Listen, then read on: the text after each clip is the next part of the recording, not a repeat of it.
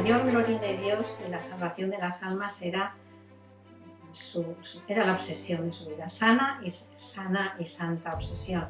Lo tenía metido dentro en su corazón y era el motivo de su vida, ¿no? La Madre María Félix, fundadora de la Compañía del Salvador, nace en Albelda, Huesca, el 25 de agosto de 1907. Sus padres, don Ramón y doña Florentina, se preocupan de que reciba una sólida formación humana, intelectual y cristiana. Pronto se trasladan a Seira, una colonia de montaña cercana a Albelda, en la que su padre es el jefe de obra de la central hidroeléctrica. También allí se preocupan sus padres de que María siga su escolarización. En 1918 recibe la primera comunión en su pueblo natal y experimenta por primera vez la gracia que concede Jesús presente en la Eucaristía, que va a ser fundamental en el desarrollo de su vocación.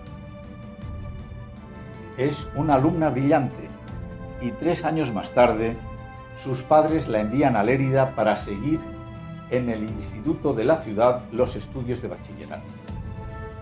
Mientras tanto, vive como interna en el Colegio de la Compañía de María, en el que entra en contacto con la espiritualidad de San Ignacio y practica por primera vez los ejercicios espirituales. En la Semana Santa de 1922, durante la vela del Jueves Santo, recibe la llamada de Dios a consagrarse a Él para siempre. Tiene entonces 14 años. Al acabar el bachillerato, sus padres se oponen a que ingrese en un instituto. Emprende los estudios universitarios. Cuando aún no era frecuente entre las mujeres, estudia la licenciatura de Ciencias Químicas en Zaragoza y es la única mujer de su curso que acaba la carrera en el año 1930.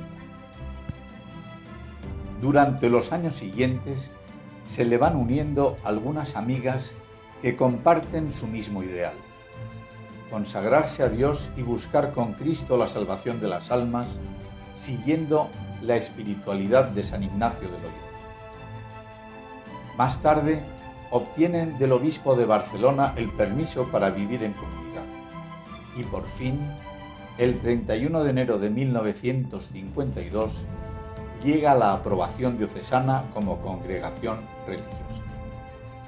2 días más tarde, el 2 de febrero de 1952, la Madre Félix emite los votos religiosos y es elegida superiora general durante los siguientes 17 años.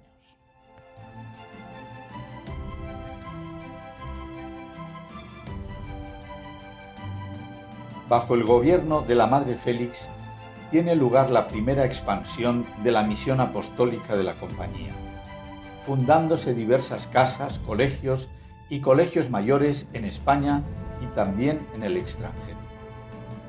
Así se va cumpliendo la misión de la Compañía, de trabajar por la educación cristiana de las niñas, de las jóvenes y especialmente de las que van a ingresar en la universidad.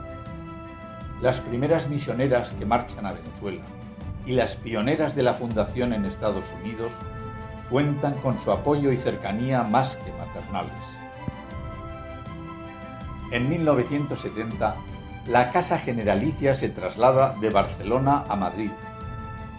Allí vive la Madre María Félix hasta su muerte, llevando una vida tan sencilla que solo los más allegados llegan a saber que es la madre fundadora. En 1986, la Compañía del Salvador recibe la aprobación pontificia.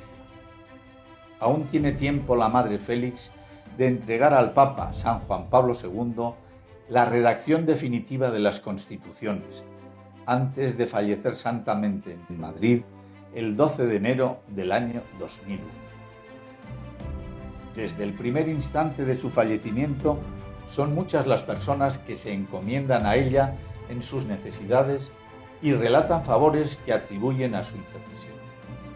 Pero sin duda, el gran favor que nos ha dejado es la obra que fundó, la Compañía del Salvador, a la que Dios no cesa de bendecir con vocaciones, siempre, como reza el lema de la Compañía, a mayor gloria de Dios.